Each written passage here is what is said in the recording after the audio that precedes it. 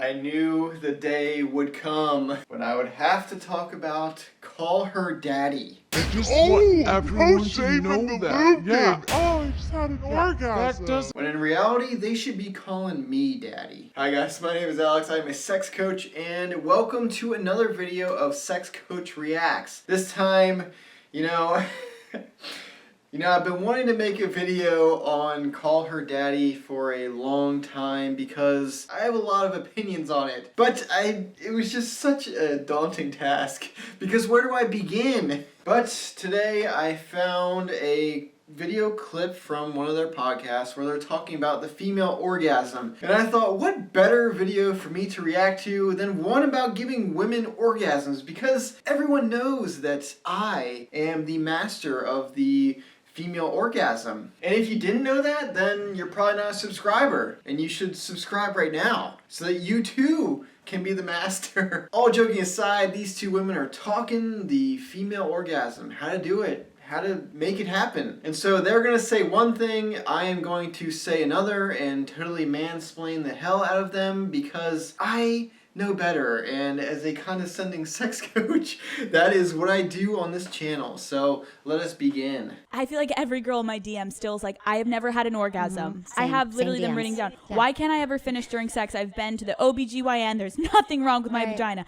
Let's talk about how to come. Why can't I come? Why can I orgasm with my vibrator but not with the man? Like, Okay, these are all great questions, and it comes down to mental stimulation. If a woman can have an orgasm in one context and not in the other, it is something to do with the context in which that sex is happening, right? Logically, that would make sense. So is it the vibrator that is just way more stimulating than a guy's penis could ever be? No, because women can have orgasms without vibrators, and even these women can. What is it then? It is something about that psychological stimulation that's happening. And my guess would be that if you use a vibrator in both contexts, they still would not be able to reach orgasm with the vibrator with the same physical stimulation in the two different contexts. And what it comes down to is your level of comfort and the psychological stimulation that is present there. And it's most likely the comfort. When you're with yourself, by yourself, doing your thing,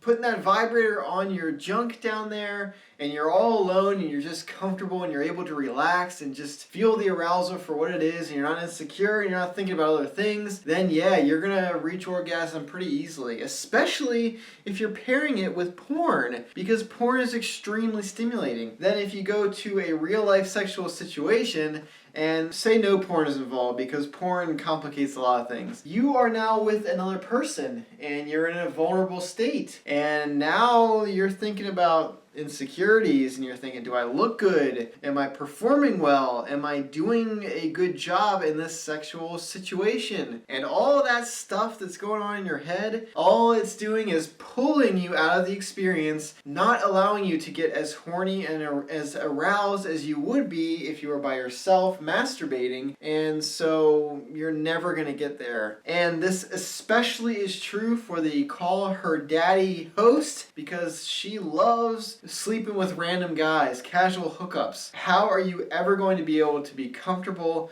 truly immersed, and be able to truly appreciate and experience that sexual experience for what it is with a random stranger? You can never be as comfortable as you would be had you been with a sexual partner that you know and trust and have kind of experienced sex together, and so you're more comfortable with that person. So that's what's happening. So how do you fix this and get more orgasms? Well, you gotta bang the right person. You gotta be with someone that you feel comfortable with, someone that encourages you to be yourself, to express yourself in that sexual experience, and someone that you don't feel that vulnerable, embarrassed anxiety with. Someone that you feel comfortable with, like I said, and that is going to allow you guys to experience the horniness, the arousal, the passion at the level at which you would feel it when you're by yourself, because you're not hindered by your insecurities. So that is the true answer. So let's see what they have to say about it. Listen, okay.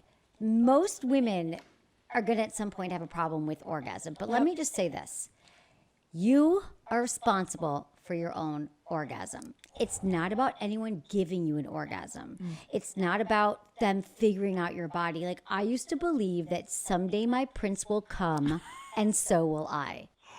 Oh my Emily! That was a good one. Yeah, Oh I my used to say, I God. was like, So she's partly right. It is kind of on you because it's in your own mental headspace, but it's also the person you're sleeping with. You have to be compatible enough with them. You have to be comfortable enough with them to be able to lose yourself and get out of your own head. So it's not just about you giving yourself the orgasm. I don't know if you guys knew this or they know this, but sex requires at least two people. Otherwise, it's masturbation. And that means that there is a dual responsibility, or additional if you want to get into semantics, there's a dual responsibility for both partners to produce good quality sex that is pleasurable enough to reach orgasm for both parties. For men, it's a little bit easier, right? For women, it takes a little bit more time, and you really just need to focus on that mental stimulation, make sure they are present in that experience, make sure they're not wandering or thinking about other things, thinking about anxieties, stresses,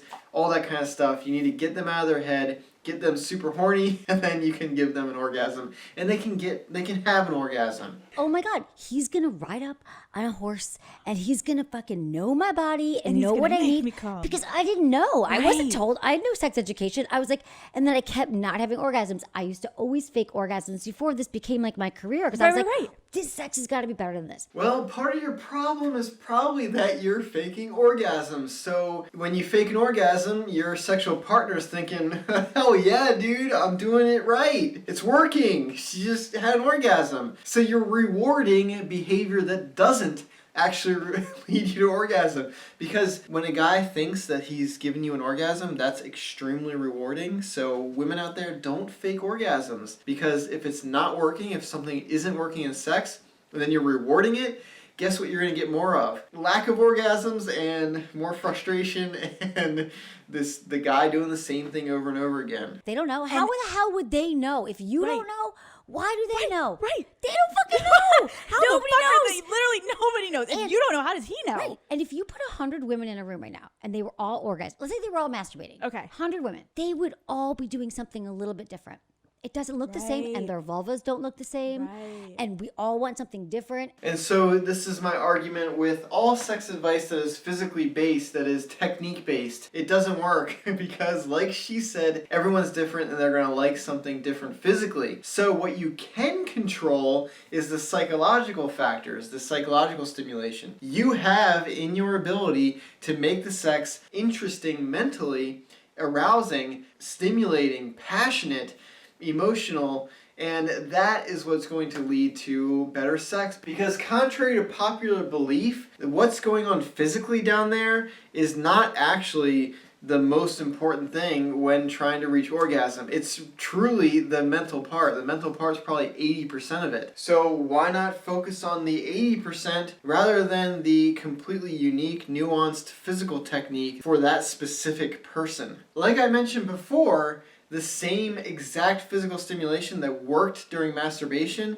is not guaranteed to work in real life with a real life sexual partner, because the mental states, the mental context, the psychological stimulation that's happening between those two experiences are vastly different, and one could lead to orgasm and one could not. So you gotta focus on these mental factors rather than physical factors. Obviously figure out what your partner likes physically, because that's going to make it easier, but it's truly the mental state. No matter how well you know your partner, if they are not into it, if they are stressed about something, they're not present in the experience, no amount of the perfect stimulation ever is going to lead to orgasm. So that's just how it is. Would you start to like touch yourself first and show him? I'd be like, look, this is what I need. Yeah, because I know he doesn't know. Exactly. And how should they? How A should he vagina know? is My so heart scary goes- to a man. It's He's so- like, that it's looks. like the Rubik's Cube of life. She says it's like a Rubik's Cube, but it's really not that complicated. And it comes down to what I said with the mental stimulation.